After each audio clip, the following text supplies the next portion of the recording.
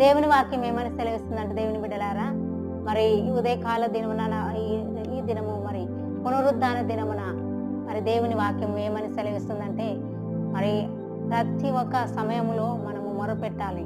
దేవునికి మొరపెట్టినప్పుడు మరి ఖచ్చితంగా మనల్ని ఆదరించే దేవుడు, శ్రమలో నుండి విడిపించే దేవుడు, మన మొర ఆలకించే దేవుడై ఉన్నాడు. మనకి ప్రతి విషయంలో ఆయన కృంగిపోయిన స్థితిలో శ్రమలలో నుండి ఆదరించి మనల్ని ధైర్యపరిచే దేవుడై ఉన్నాడు.